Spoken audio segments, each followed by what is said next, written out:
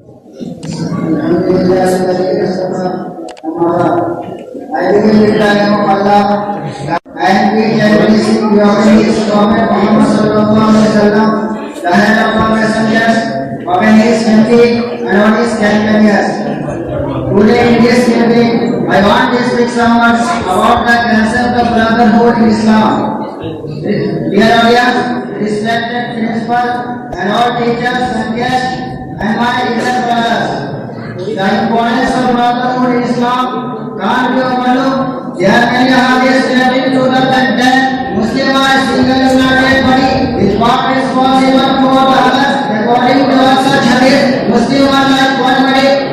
Muslims are like one body. If one of the parts is injured or not, the rest of the body is satisfied. Allah declared that Muslims as present to each other as the Holy Quran says, إنما المؤمنون إخوة فأصلحوا بين أخويكم واتقوا الله لعلكم ترحمون. All believers are one brothers. All believers are one brothers.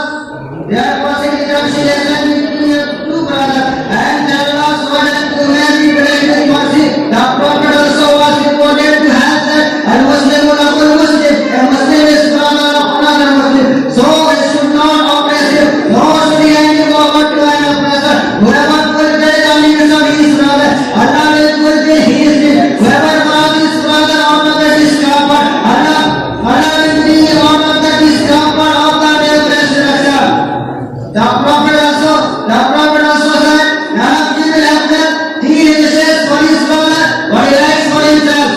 Dear audience, Islam is the shrine of brotherhood and unity. It prevents the things which may harm this state.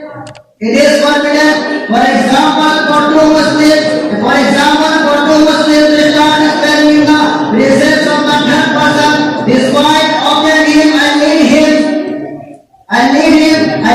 to think otherwise.